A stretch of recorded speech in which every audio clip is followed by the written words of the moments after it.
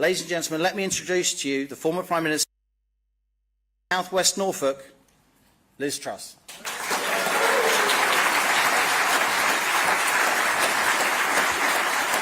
Well,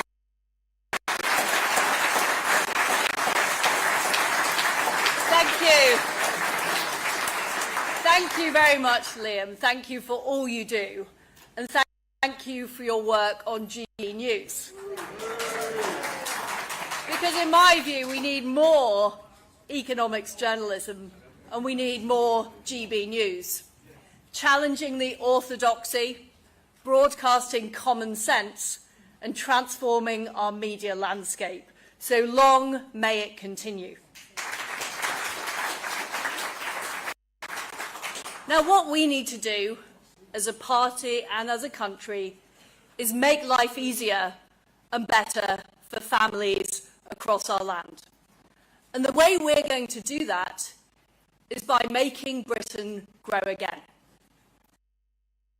Progress. We made some progress. We've delayed the ban on boilers. We've delayed the ban on cars. But we need to do more. Because it's Conservative solutions, it's Conservative arguments that are popular with the public, but it's also those arguments that are going to deliver. What I want to talk about today is three things that we can do now as Conservatives to really change the agenda. Axing the tax, cutting the bills, and building the homes. So let's start with axing the tax. We need to unleash business across Britain. We need people to want to invest in our country. We need businesses to be able to expand, to grow, to create new jobs, to create new ideas. That's why I'm calling upon the Chancellor at the autumn statement to put corporation tax back down to 19%. And frankly, if we can get it lower, the better. Because what we know is we know that when businesses are able to keep more of those funds, the future comes from. It's where the opportunities come from. It's where the jobs come from. And what we know is that at the moment, we're seeing businesses not locate in the United Kingdom. We saw AstraZeneca choose to locate elsewhere. We've seen small companies struggling with the level of tax and regulation. We've seen a flight out of Britain of high net worth individuals, third only to India and China, and in fact, ahead of Russia. So what we need to do is we need to be hungry to get those businesses back. We need to be hungry to attract business to our country, and we need to make the Conservative Party the party of business again. Because what we know is that economic growth and making Britain grow again is not going to be delivered by the Treasury. It's not going to be delivered by more public spending. It's not going to be delivered by more regulation. It's going to be delivered by giving businesses the freedom they need to succeed. It's going to be propelled by that. And the fact is that over the last 25 years, we've had relatively low economic growth. We've had relative economic stagnation. And the only thing that is going to break through that is businesses and entrepreneurs being able to do things differently, being able to invest, being able to grow, being able to build new factories, being able to employ people. That is what is going to drive our country forward. And as Conservatives, we need to be prepared to make that argument for business. Because business shouldn't be a cash cow to be milked. It's a future investment in our prosperity. The second thing we need to do is cut the bills. Now, people in Britain are paying some of the highest energy bills in Europe. And our businesses are also paying high energy bills. And what does that mean? Well, it means that we end up exporting jobs overseas. We end up producing them in Britain. And what we need to do is we need to cut those bills. And it's possible. It's possible to do that because we can see what's happened in the United States when they started using shale gas. We can see what's happened in other countries when they've seen a greater production of energy. And we can learn those lessons here in the United Kingdom. Now, some environmentalists will say using our own gas is not environmentally friendly. But how environmentally friendly is it to rely on regimes abroad, often whom have very poor records for our gas, to ship that gas into the United Kingdom, often at both environmental cost and financial cost? How environmentally friendly is that? And currently, we are projected to be importing 2 gas within 10 years. Now, we are sitting on 50 years' worth of sustainable gas. Can you imagine if we unleash that, what that would mean for households, what that would mean for businesses? Well, we can see from the United States that their energy bills are half what our energy bills are here. Can you imagine the impact it would have on the British economy if we did that? If we unleash that gas that we are sitting on at the moment into our economy? And the fact is that we have already made progress. We're now licensing new fields in the North Sea, but we need to make more progress. We need to unlock our potential, develop our economic security, deliver cheap bills for people across the country, which they're desperately in need of with the difficulties we have with cost of living, at the same time as making our industries efficient, effective, and competitive. And the third thing we need to do is we need to build more homes. The fact is we haven't built enough homes. And it's incredibly difficult if you're a young person to get on the property ladder. It's incredibly difficult to even rent a property in big cities like Manchester and London. It's just far too expensive. And whilst lots of members of Parliament talk about building more homes, it's very difficult to actually get them to vote for reducing the regulation that's stopping the homes being built. It's all about protecting newts or installing a bat bridge. That appears to be the priority rather than building homes. So I think we need to turbocharge the incentives. We need to incentivise local areas to build more homes through giving them tax breaks if they're prepared to get rid of that red tape. And I think we need to do it at a level. So we are building 500,000 new homes every year. I think that is the state we are now in. The prices are so high, the cost of living is so difficult for families that we need to build 500,000 homes every year. And that won't just mean people will find it easier to get into a home. People will find it easier to start a family because there will be more affordable housing. Employers will find it easier to employ people somewhere because their workers can afford homes. It will also save the government money. It will save the government money because we will cut our housing benefit bill. We won't need to intervene so much in the housing market because we are making the prices cheaper. And that is fundamental to what these reforms should be about. So there are 3 things we can do. We can axe the tax, we can cut the bills, and we can build the homes. But I'm under no illusion. I don't think this is necessarily easy for us to do. It's difficult. But we need to be prepared to do the difficult things because that is what will make Britain grow again. And all of the people in this room, mainly minus some of the members of the media, all of the people in this room need to be out there making those arguments because people need to hear those Conservative arguments again. The way we're going to bring the price of housing down or the price of energy down is not through a rent cap or price controls.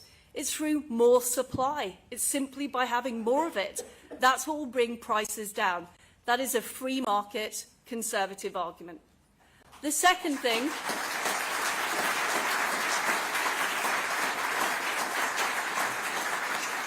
and people need to hear these arguments again. The second thing we need to do is acknowledge where we are now. Now, some people have been claiming that we live in some kind of free market paradise in Britain, that somehow the problems we have are as a result of too much neoliberalism. Look at the facts. government spending as a proportion of GDP is now 46%. It has not been higher since the 1970s, and in fact it was lower for most of the 1970s, apart from 1975. That is the only year where government spending as a proportion of GDP has been higher. So we need to acknowledge that government is too big, that taxes are too high, and that we are spending too much. That's very important. And the final thing we need to do is actually bring these arguments home to people. So what does it actually mean for people across the United Kingdom that we haven't grown as much as we could have? Well, if we'd grown as much as America, if we had the same GDP per capita as America, the average Brit would be £9,000 better off. Now think what that means. Think what that means for the ability to buy a new car, the ability to go on holiday, the ability to buy something for your children. That makes a huge difference to the average person in Britain, and that is what we have to talk about. We have to talk about the results of this policy. So let's stop taxing and banning things. Let's instead build things and make things. Let's be prepared to make conservative arguments again, even if it's unpopular, even if it's difficult. I want everybody in this room to unleash their inner conservative.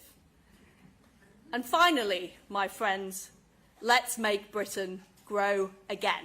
Thank you.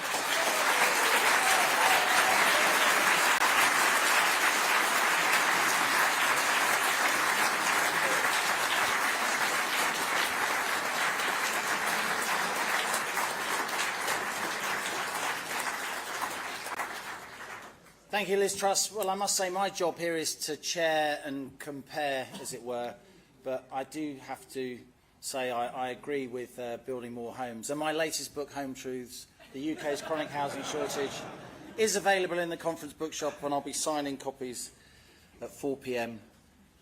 on Tuesday, right after somebody called Theresa May. Yeah. Ranald Jalwardner was Secretary of State for the Environment, Food and Rural Affairs, and previously he was the Minister for International Trade. He was elected as the Tory MP for North East Hampshire in 2015, coming from a background in banking and commerce. Ladies and gentlemen, Ranald Jalwardner.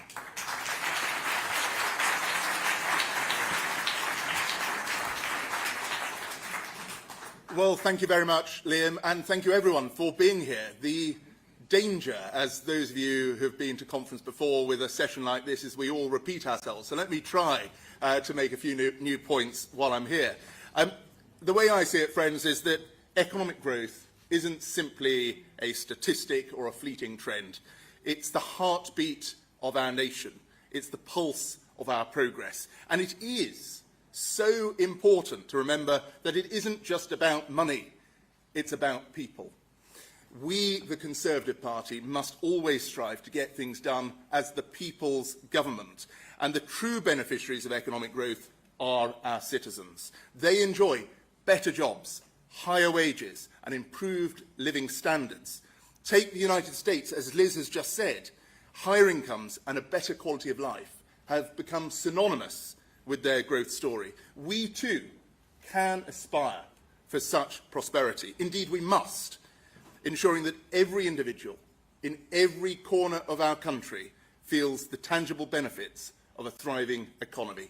Together, as the Conservative Party, we can build that brighter future. And to truly thrive, we must drive forward our party, our government, and our country with purpose. Infrastructure is not just concrete and steel, it's the backbone of our dreams, the framework of this country's future. Studies have shown that for every pound invested in infrastructure, economies can expect a return of 2 or 3 times the initial investment. And the proof is seen around the world.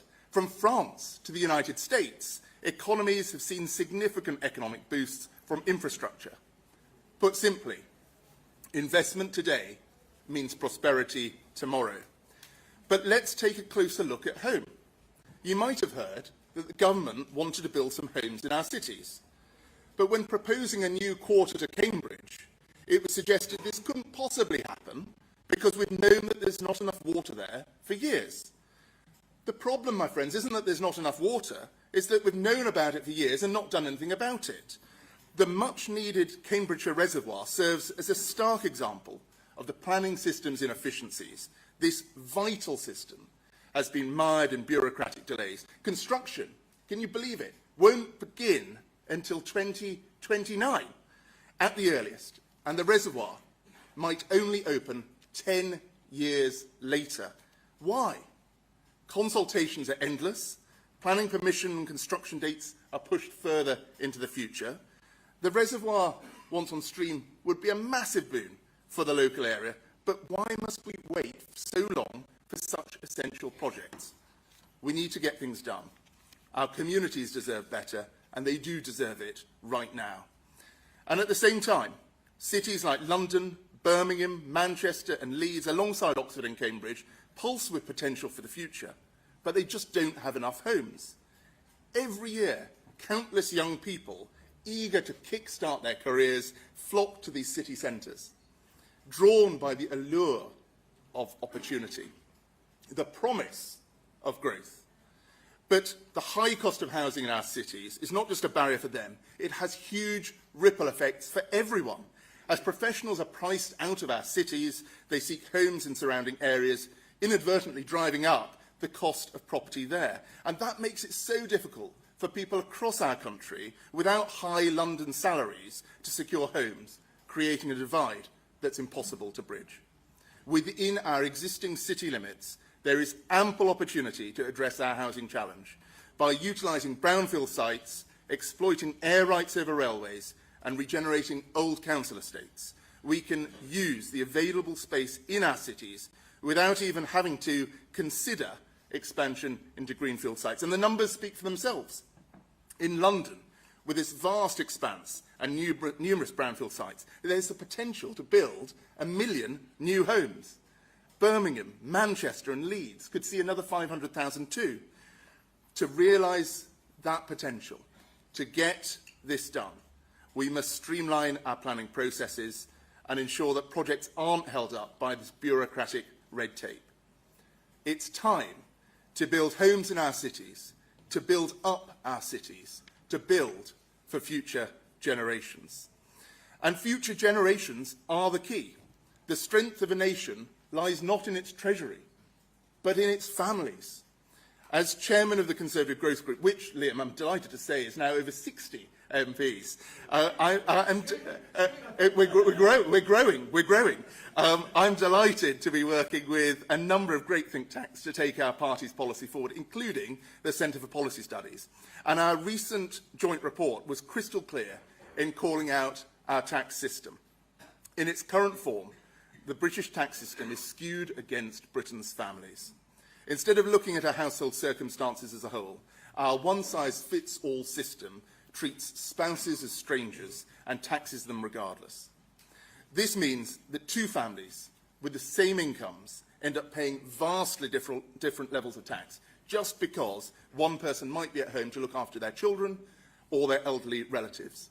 That's just not fair. And as good Europeans, all of us, this disparity becomes even starker when we look beyond our shores to near neighbours in France and Germany. In Germany, the concept of income splitting for married couples allows for a more equitable distribution of tax burdens. It recognises the shared financial burdens within a family, making tax rates fairer. France, on the other hand, has adopted the family quotient system, a system that takes into account the number of family members, adjusting the tax rate accordingly. Larger families find themselves with a reduced tax rate in a nod to not only the additional expenses they incur, but also the need for a growing population. Such policies don't just recognise, but rightly reward the contributions of families to society. And these are the sorts of targeted tax measures that are most affordable to help those who are both doing the right thing and need our help the most. This is how we can get behind the squeezed middle, the backbone of our nation, our teachers, our nurses, our policemen, those who are hit hardest today. Our families deserve this fairness. And why stop there? everyone should have the freedom to live their life as they wish and spend their hard-earned money as they want. But doesn't it just feel like the taxman is breathing down your neck from cradle to grave? It's time for tax reform at every stage in people's lives, from first-time buyers to homeowners, from couples to families, from entrepreneurs to those who have worked their whole lives and want to hand something down to their loved ones. Tax cuts done right can ignite the engines of innovation and growth. By refining our approach, we can create the landscape where businesses bloom, entrepreneurship is encouraged, and hard-working families reap the rewards. Scrapping inheritance tax, the death tax, not only means families can pass on their hard-earned savings to the next generation, but alongside scrapping stamp duty on principal homes, can get the next generation onto the property ladder, making the dream of home ownership real again. Reforming IR35 will lead to a more flexible labour market, allowing for greater adaptability in rapidly changing economic landscapes, and can help pave the way for families to not just meet their basic needs, but aspire for more again. And raising the VAT registration threshold for businesses will stimulate investment, encourage businesses to grow, and reduce the amount of work done in the black market, which surely HMRC can get behind. And it will mean that both established businesses and startups can thrive again. And these are the sorts of targeted measures that are fair for families, good for small businesses, and it's how we make Britain grow again. So, in the tapestry of our nation's narrative, every thread counts. Infrastructure, housing, families, fair taxation. These are the pillars upon which our society is based, and indeed, we, the Conservative Party, build our shared destiny. Growth isn't just an economic imperative. It's our moral and political duty. It's up to us, as Conservatives, to chart this path forward towards a brighter, more prosperous future for Britain, where everyone can thrive. And that is how, my friends, we move forward, not just as families and individuals, but as a truly united kingdom. Thank you very much.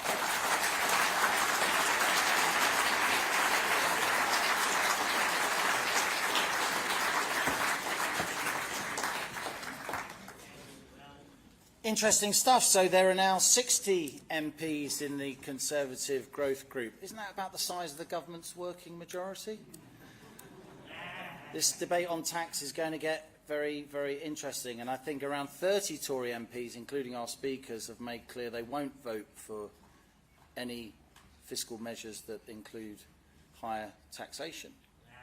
Again, interesting, as the government tries to get its budget through the House of Commons. Just saying. Jacob Rees-Mogg has been MP for North East Somerset since 2010, a former leader of the House, a former business secretary. He also previously chaired the ERG. Sometimes somewhat unkindly called, if I may, the Right Honourable Member for the early 18th century, Jacob's actually widely respected across the House for his mastery of policy detail and particularly the procedures of the House of Commons. And having set up his own asset management company, he knows his way around the world of finance and the city as well. Ladies and gentlemen, Sir Jacob Rees-Mogg.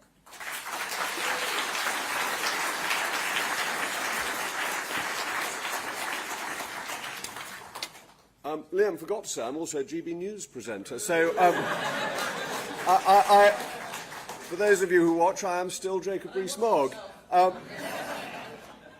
we've got a whole bevy of GB News presenters here this afternoon. Thank you all for coming. We're obviously all pro-growth, but let me do a survey of opinion. Who here thinks the state is too big, spends too much money? Hands up. Yeah, pretty. One or two who don't. Not, perhaps they've come to the wrong conference. They should be somewhere next week. And that is the size of our challenge, as Liz said. It's 46% of the nation's wealth every year is being spent by the government. And what do we know as one of the fundamental principles of conservatism? What do we exude from every pore as conservatives as a thought, if thoughts can be exuded from every pore? We think that we spend our money better than the government can. And that is a fundamental point, because every penny spent by the government is a penny not spent by us or by our children. because money borrowed is taxation delayed. It isn't free money, it isn't funny money, it isn't the magic money tree, it is taxation postponed. And we know that we spend it better. So that must be our starting point when we talk about tax, that the state should do less and do what it does better. And then we need to look at the whole gamut of taxation, the whole range of taxes and the reform that you need. Because yes, there are important bits to do, and I entirely agree with Ranald that IR35 should be scrapped, and that death duties, that pernicious tax, you know, the undertaker comes with the taxman following behind, pulling a long face as he takes the money out of the coffin before it's even buried. I mean, the horror of death duties is one that we should never forget. But it's worse than that. It's not just mean, it's a bad tax. Why are death duties a bad tax? Because they lead to misallocation of capital. Why does that matter? It matters because our economy will only grow, make Britain grow again, if capital is allocated well. Whereas all sorts of people allocate their capital to avoid inheritance tax. And that means they hold into investments too long, they don't put it in to equities except on the AIM market, they put it endlessly into farmland. Asset misallocation is a great holder back of growth. So yes, it's an important tax to deal with, but actually we need to look at our whole structure. Because what are you aiming to do with taxation? You are aiming to raise the money you need with the least economic distortion. And what we currently do is have endless distortion because politicians want you to do certain things. They think some things are good for you and some things are bad for you. And therefore the tax system should be giving incentives one way and another. As Ranald says, taxman doesn't much like the family, so you lose out if you're in a family. It thinks that capital investment by firms is automatically good and therefore has a high rate of corporation tax with lots of offsets. This is precisely the wrong way round. You want to have low rates of tax with very few offsets. That's what Ronald Reagan did so successfully. And what happens? You grow the tax base because you grow the economy. And if you grow the tax base, you can spend money, the government can spend taxpayers' money, and afford to do things that people want. That doesn't make the expenditure necessarily efficient, but at least it makes it affordable. So we should be really ambitious in the details of tax reform, in going through it to simplify, to work out what each tax does and whether it is justifiable. Now, unfortunately, and I have to tell you things that you won't necessarily like to hear as well as all the jolly ones, income tax is a very efficient tax, as is a sales tax of some kind. You might argue about reforming VAT as it currently works, and I've certainly increased the threshold, but they're both good taxes because they fall on things that you have to do. You have to be paid. Well, if tax gets to 100%, you might decide to be a volunteer, but by and large, you have to be paid, and you have to buy things.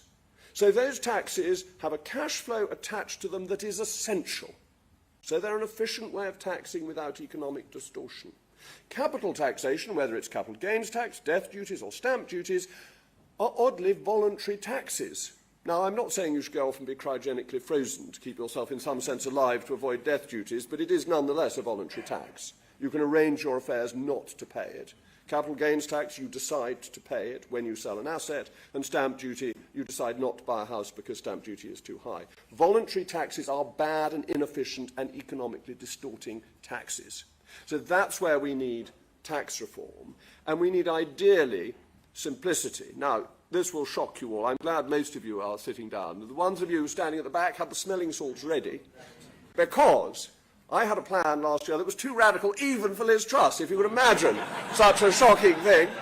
I mean, how could I let the side down in such a way? I thought we should have a flat tax. And I actually think it's affordable. If, there is a big if on this, it's if the Treasury's statistics are right. Now, normally they're not, so it may be that it doesn't quite work, but you could get rid of all the allowances and get to a flat tax of 20%. And I think that would give us a real opportunity for growth, because look what's happened to Estonia. The extraordinary growth it's achieved with a flat tax. So we want to look at the details and simplify. But there are two sides to growth. It's not just tax. Tax, of course, is a disincentive to growth. But there's regulation as well, that great burden of regulation. Now, in this room of young Conservative activists, none of you other than me will remember the 1979 Conservative Party political broadcast, when we had a runner, 3 runners, I think, come out, and one of them had a Union Jack on. And the one with the Union Jack was winning the race. How politically incorrect is that nowadays, to say that the United Kingdom might be winning a global competitive race? Nonetheless, we were. Until some bureaucrat came on and put a weight round the runner, and then another weight round the runner, and then another one, and the poor old runner was struggling rather like I do when running races with my children. I always lose, and I effectively, metaphorically, have these weights round me. And that's what we've done to the economy with regulation, and we should change it. I was very pleased that the Prime Minister has rowed back on some green regulations. They are bonkers, and they are ruining our industry.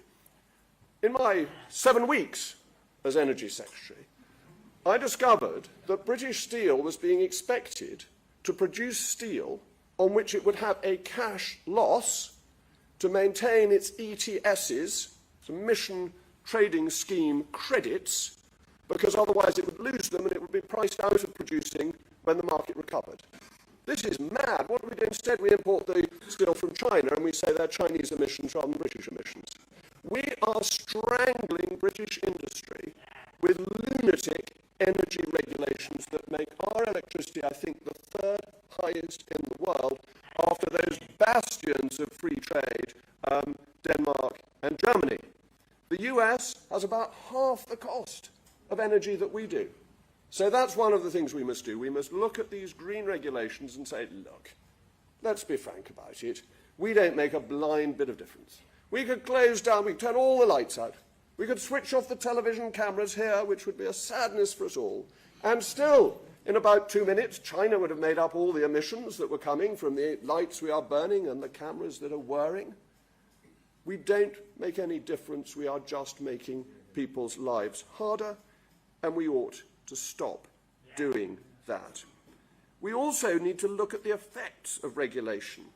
And I hope you've all read Rory Sutherland's Spectator piece on the ridiculousness of 20-mile-an-hour speed limits and the incredible effect they have on deliveries because they make things so much less efficient. Speed and efficiency relate. So we need to look at the whole gamut of regulations. We need to challenge vested interests. Ladies and gentlemen, what is the point of politicians? Now, that may be a metaphysical question for you to answer when you go home this evening, or to think about in Rees-Mogg when you're watching TV News between 8 and 9 o'clock this evening, having watched Nigel between 7 and 8. But surely our point is to help you make your lives better and to assume you have the same ambitions as we do. And what ambitions do we all have? That our children and potentially grandchildren should have a better standard of living than we do. Shouldn't that be driving us every day? And shouldn't that mean we therefore want greater prosperity and efficiency within our economy? And that we're on the side of the individual, the consumer, against the protectionist corporation? Now take the REACH regulations. You all know about the REACH regulations, I expect. They're the chemical regulations that the chemical industry hated, campaigned, paid wealthy lobbyists to oppose until they came in, at which point they paid the same wealthy lobbyists to campaign to keep them. Because they said, well, we paid for them, and therefore let's keep the high prices. We should be on the side of the consumer and low prices and challenge vested interests. Take the city, something I know a little bit about, and MiFID II. Well, MiFID II was hated when it came in, but once people had implemented it, of course it's a barrier to entry. It's a closed shop. Didn't Margaret Thatcher get rid of the closed shop for trade unions? Well, I want to get rid of the closed shop for businesses. We're on the side of competition. We're not on the side of corporate self-interest. Business, not self-interest. And therefore we should get rid of MiFID II. We should be open to the world, because I worry that we're going in the opposite direction. Now, who here thinks, I'm going to do another poll, who here thinks just in principle that French food is dangerous? Just automatically dangerous? One wise gentleman there. Now, look, I don't like their stinky cheese very much. I'm afraid I think a gentleman only eats cheddar and Stilton. But having said that, I think it should be free to import imported without having a vet inspect it before it comes over. Now, it may be that the French want a vet to inspect our cheddar cheese, but that's their fault and a damage to their consumer. We should not damage our consumer retaliatorily just because others are doing it. We have to have an open, free market. We should get rid of all the remaining tariffs. Now, we may have to scale them back to protect the farmers over 10 years, but they must go. Who here wants more expensive food? No, one person wants more expensive food. You're a hero, sir. Brave man. I want cheaper food. I want hormone-injected beef from New Zealand, well, not New Zealand, from Australia. I've eaten beef in Australia. It was absolutely delicious. There's nothing wrong with it. And they should be allowed to export it here because we want lower costs. So, what should we do?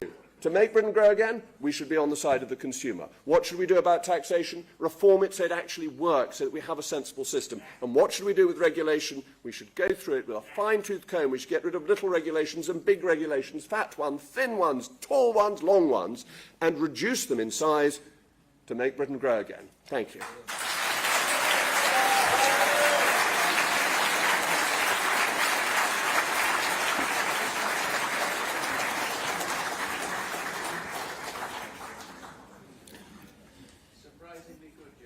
Thank you, Jacob. I first met Priti Patel quite a few years ago, 1997. She was the press secretary for somebody called Jimmy Goldsmith in the referendum party, and I was the intrepid young political correspondent for the Financial Times. It's been interesting watching her career since then. She has, of course, been Home Secretary, Secretary of State for International Development, having become Member of Parliament for Witham in Essex in 2010. Born in London to a proud Ugandan Indian family, she's proudly pro-business and is well known for her close links to the Tory grassroots.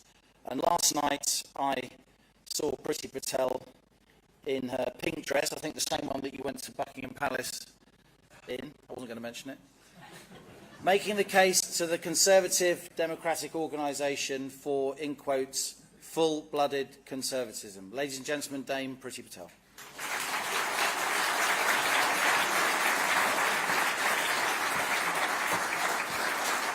Well, Liam, thank you for aging me so well, basically. And look, my friends, ladies and gentlemen, it's an absolute pleasure, not just to be here today, but actually to see so many of our grassroots activists in the room at our party conference, because at the end of the day, as Liam has just disclosed, I'm so ancient, I remember the days when party conference was not full of journalists, no disrespect to our friends, but actually it was for our members, led by our members, and also our policies were driven by our members as well. So I'm delighted to be here today because, you know, this is exactly what we stand for as Conservatives. We want our country to be successful. We want our country to be thriving and growing, a beacon of light in the world. And let's be quite clear, you know, we've heard a bit from the doomsters and the gloomsters in recent years. Some may be in this room, some may be, you know, being referenced in the past, our institutions, a few economists, perhaps some in the media as well. But look, we as Conservatives believe in enterprise, we believe in growth, and quite frankly, we believe in the success of our country. We believe in Britain, and that is absolutely crucial, it really is. And we've already heard from my colleagues and friends. You know, we've seen over recent years, Liz has touched on this, Jacob and Ranil as well. There's a major theme here. Yes, we want growth. Yes, we need the reforms that have been touched on already. But actually, our country has suffered from low growth and poor productivity for too long, for many of the reasons, actually, that have been said already. And, of course, everyone wants to comment on that. But at the end of the day, we've also been subject, actually, when we think about the political climate, and Liam has touched on this too, you know, we've had people denounce Brexit, oppose free markets, despite saying that they are pro-free markets, growing the size of the state. And, of course, where has that got that? That's got us into the state that we're in right now. High taxes, low growth, poor productivity. But the sad thing is, of course, my friends, this has all happened, both under Labour governments and Conservative governments. And I'm a great believer. One of the greatest things that gives us that distance, that strategic distance in the minds of the great British public is, of course, we in our great party, the Conservative Party, we've always been the advocates for growth. We've always been the advocates for giving people the freedom to succeed, the chance to better themselves, entrepreneurs standing up for businesses.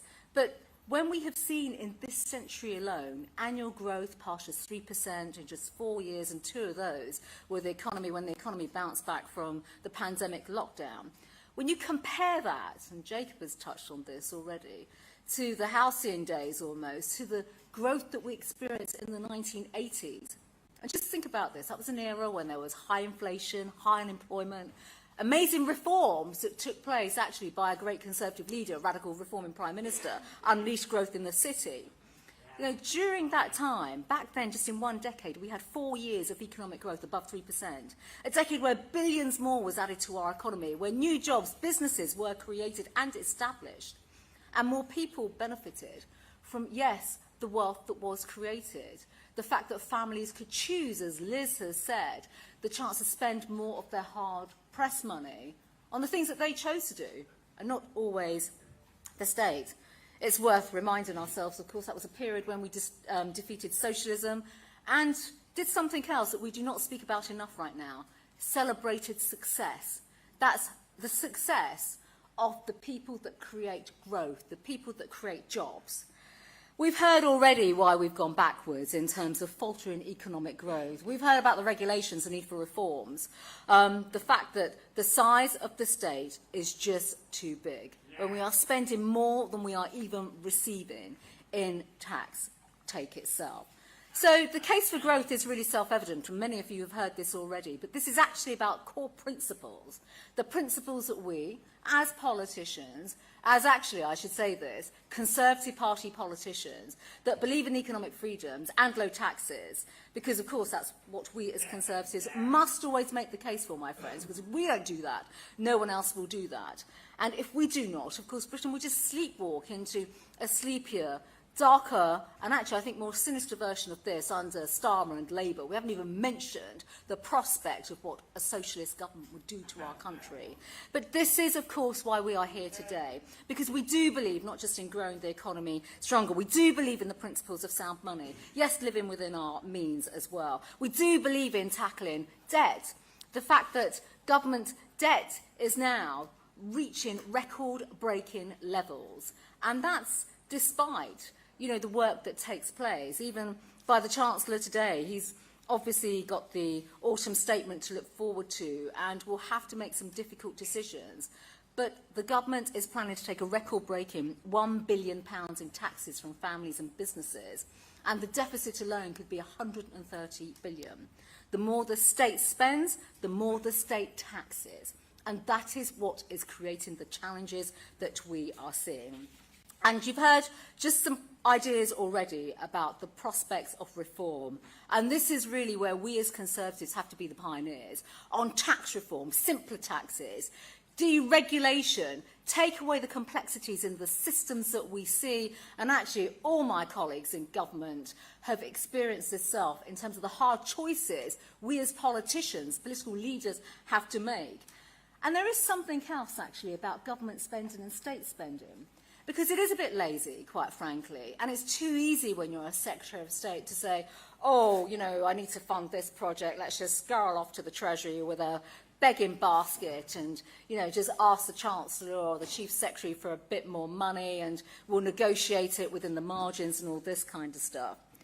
Last year when I was Home Secretary, and this was way before the strikes all came in and everything else, it was quite obvious that there was going to be some significant negotiations in government around pay negotiations, and we all know the processes around public sector pay negotiations.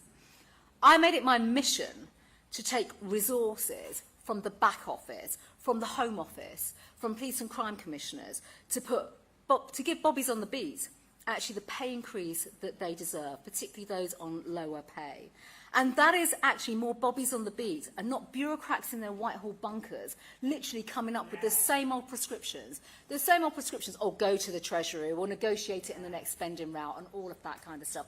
That is simply not a sustainable position to be in.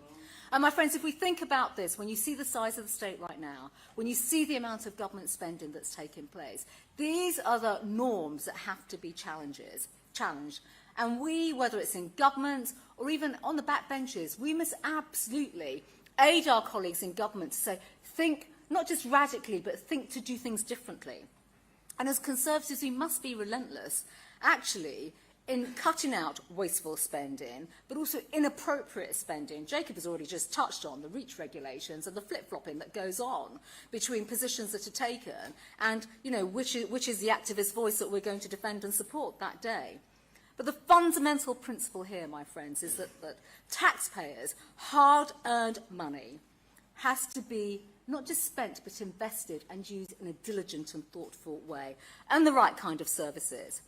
So I absolutely agree with so much of what has been said today, my colleagues, and actually their work in government too. And, you know, as a moment of reflection, back in the day, and this was back in the 1980s, many people, and there are so many, it's been so well documented, you think about the 364 economists signing that infamous letter, you know, completely rejecting the Margaret Thatcher and Geoffrey Howe premise around economic reforms and liberalisation. Those economic reforms and liberalisation that took place transformed our country for the better. It really did. And I think, actually, this is a salutary point to make, because as Liz has experienced, others, my colleagues have experienced in government, and actually it's in governments across the last decade, whether it's under previous prime ministers as well. It's so easy for the naysayers to basically say, that's too difficult, that's too controversial, that's not going to work. It's too easy to run down politicians that want to be radical and reforming and come up with new ideas. And it is just too easy, and if I may say so, quite lazy to vilify politicians that actually want to stand up and give voice for reform. And that is why I think, you know, we are a year out now, potentially, before a general election. And this is a crucial period in our time, I think, as a political party. This is effectively what will differentiate us from the Socialist Party under Keir Starmer. We need to get growth back, and you've heard the arguments today as to how and why. We cannot be timid anymore, we cannot be risk-averse, and we cannot accept the status quo. Because currently, politicians in this country are just accepting big government, and we cannot have that. It's down to this generation of politicians to give the leadership from a Conservative government that will re-energise the companies that you've heard about today, bring back the spirit of dynamism back into our economy, but actually back to the people of Britain once and for all. And that is how we make Britain grow again, and that is how we inspire investors to come back to our country and make sure they are the ones that help to grow our country so it becomes a beacon of success once again. Thank you very much.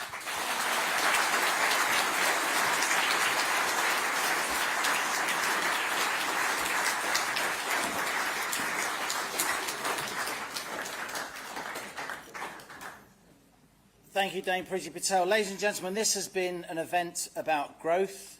The reality is the UK is growing, if you look closely at the latest ONS statistics. From the last quarter, Q4 of 2019, until the second quarter, the end of this year, the UK grew, including the big dip of lockdown, by 1.8%. That was also the period, of course, after which Brexit was initiated in January 2020. So the UK grew by 1.8%, France grew by 1.7%, by the way, Germany grew by 0.2%. The US outclassed us all, growing by 6.1%, perhaps for reasons that we've been hearing. This is also a debate not just about growth, but productivity, how we convert our economic inputs into outputs. Productivity isn't everything, but it's almost everything, Milton Friedman once said, or maybe it was Alan Greenspan. But the reality is that annual productivity growth has averaged just 0.2% between 2007 and 2019. The 30 years before that, it averaged 10 times more, 2%, not 0.2%. And had we had pre-financial crisis rates of productivity growth, Since then, ladies and gentlemen, the average UK worker would be at least £5,000 a year better off. Don't take it from me, they are ONS numbers. We've heard a lot of arguments here today. We've heard in particular that the Chancellor should use his autumn statement to cut taxation. We've heard from former Cabinet Ministers, and we've heard that there are 60 MPs on the Tory benches supporting them. We're all now going to listen to the Chancellor, who's going to say something completely different. No tax cuts, at least for now. Some people will call that a split. Some people will call it a gaffe. Some people will call it chaos. Other people would call it democracy. Ladies and gentlemen, thank you for having me. I leave it to you to judge. Thank you.